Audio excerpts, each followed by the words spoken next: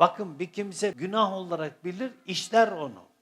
Bu ayrı bir şeydir ama bir kimseyi dini istismar ederekten Allah yolundan uzaklaştırması, toplumu Allah yolundan uzaklaştırması onun günahından milyon kat fazladır. O kimsenin kalbi mühürlenir.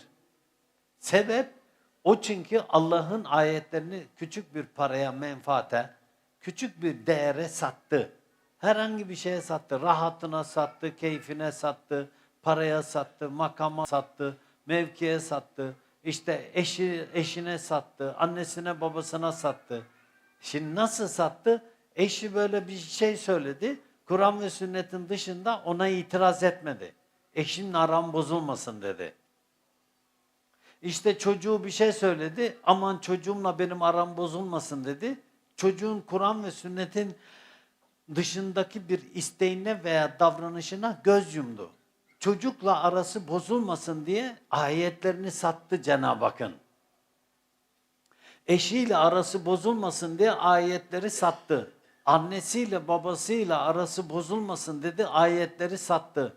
Çocuklarımla aram bozulmasın dedi, ayetleri sattı. Başındaki müdürle, amirle, şefle aram bozulmasın dedi, ayetleri sattı.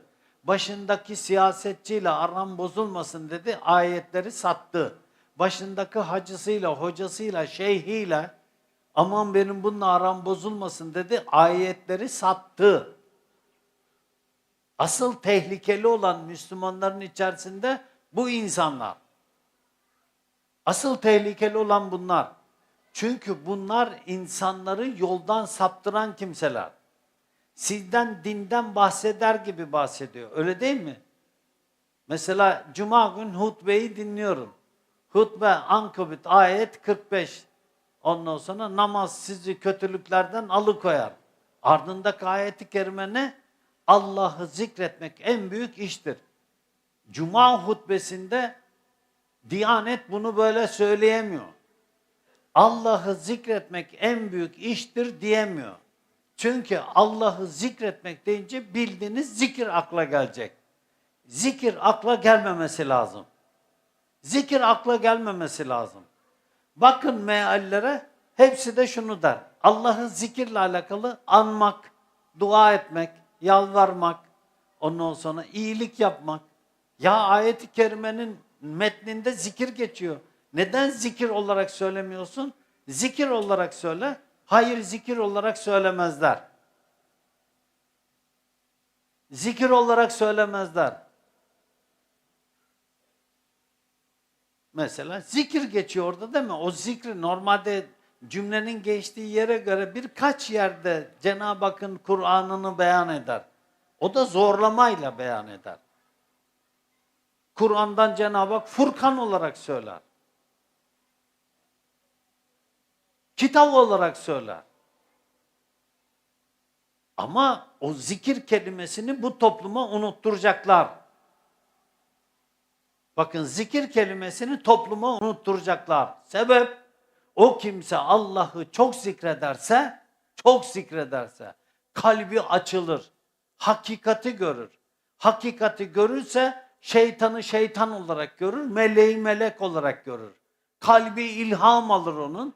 Kalbi ilham alınca kötüyü kötü olarak görür, iyiyi iyi olarak görür. Bunun bilinmemesi lazım. Ümmeti Muhammed'in aldanması lazım.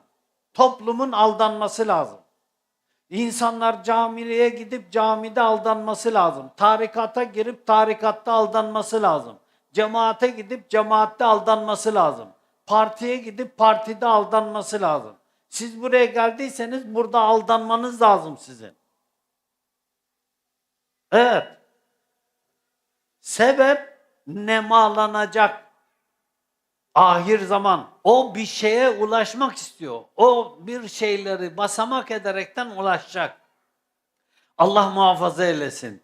Bunların öyle bir durumları var ki kalpleri mühürlenmiş, kararmış olduğu halde bunlar Adem'den ileri dava sahipleri.